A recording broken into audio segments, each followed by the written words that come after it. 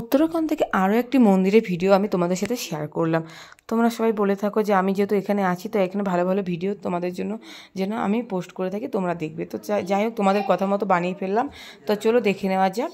তো দেখো আমি একটা মন্দিরে যাচ্ছি, তো দুর্গা মাতার মন্দির। তো প্রথমে হচ্ছে এখন আমি এখানে ঢুকবো আর কি মন্দিরে। তো তার আগে কিছু ভিডিও তৈরি করলাম যে আমি আগে চলে এসেছি, আমার বর আর মেয়ে এখন আসছে। মন্দিরটা ভেতরটা খুবই সুন্দর, বাইরেটাও খুব সুন্দর, ভেতরটা আরোই সুন্দর। তো চলো, তার জন্য আমি ভাবলাম যে তোমাদের সাথে শেয়ার করে একটু, তো তার জন্য ভিডিওটা করলাম। দেখো বাইরের চারিদিকটা কতটা সুন্দর, পাহাড়ি এলাকা। এই যে আমার মেয়ে এখন জুতো খুলছে, মন্দিরে যাবে, ফুলও নিয়ে এসছে পাহাড়ি জঙ্গল থেকে।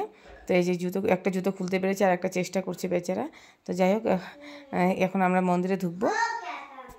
দেখো প্রথমে এই যেখানে একটা ঘন্টা আছে, ঘন্টাটা আমি বাজিয়ে নেব। এখন ভেতরে প্রবেশ করব। দুদিকে দেখো দুটো মায়ের মূর্তি রয়েছে, কত সুন্দর লাগছে। এই যে আমরা ভেতরে ঢুকে গেলাম। এখন ওদিকে দেখো, ওই সামনে কিন্তু মায়ের চরণ রাখা রয়েছে।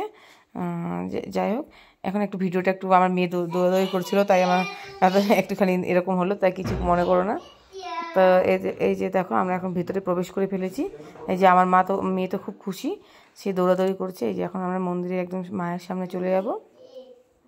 দেখো এই যে মায়ের মূর্তি, এই যে মা দুর্গা, এখানে এটা দুর্গা মাতা বলে থাকে এখানে। এই যে মন্দিরটা কেমন লাগলো আমাকে অবশ্যই তোমরা জানিও। কিন্তু আমার তো ভীষণ ভীষণ ভালো লেগেছে। এখানে ফৌজিদের আর্মিদেরই মন্দির, ওদের ইউনিটি মন্দির আর্মিদের। আমরা যে কোয়ার্টারে থাকি সেখানকারই। এই যে এখানে বদ্রীনাথ জি কি আরতি, সেটা আর কি এখানে সব লেখা রয়েছে। এই পাশে গণেশ রয়েছে, সিদ্ধিদাতা গণেশ। দেখো এই পাশটা তো দেখালাম। দেখো এই মন্দিরে সব রকম প্রোগ্রাম হয়ে থাকে সারা বছর, জন্মাষ্টমী থেকে আরম্ভ করে গণেশ চতুর্থী, দুর্গা পুজো আর কি নবরাত্রি যেটা হয় আর কি। এদিকে আমাদের এখানে তো দুর্গা পুজো হয়, এখানে নবরাত্রি হয়। এই সব অনুষ্ঠানে এখানে পালন করা হয়। তো মন্দিরটা আমার তো ভীষণ ভালো লেগেছে। এই যে দেখো চারদিকটা তোমাদেরকে আমি সুন্দরভাবে দেখাচ্ছি। আজকে রবিবার ছিল, তাই এই টাইমটাতে কেউ থাকে না, তাই মন্দিরটা খুব ফাঁকা। আর এখানে ভজন কীর্তন সবসময় হয়েই থাকে, আর প্রচুর লোকজন থাকে। শুধু সানডে করে একটু মানে একদম ফাঁকা থাকে।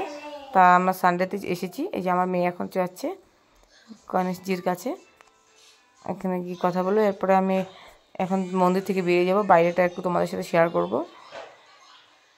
এখানে প্রচুর লোক থাকে, তো সেই জন্য ভিডিও করা তখন অ্যালাউ থাকে না, কেউ পছন্দ করে না। তাই আমি আর কি আজকে সানডে ছিল, তো আজকে ফাঁকা থাকবে, তাই ভাবলাম যে আজকে যেহেতু এদিকটা এসেছি, তাহলে একটু মন্দিরে গিয়ে একটু ভিডিও করি, তোমাদের সাথে শেয়ার করব। সেই জন্য আজকে মন্দিরে গিয়ে ভিডিওটা করলাম। নাহলে লোকজন থাকলে বকা দেয় আর কি, ভিডিও করতে দেয় না, যেহেতু ফৌজিদের নিয়ম থাকে অনেক রকম। সেই জন্যই এই দেখো আমি এখন বাইরেটা চলে আসি। দেখো এটা কতটা পাহাড়ের অনেক উঁচুতে মন্দিরটা।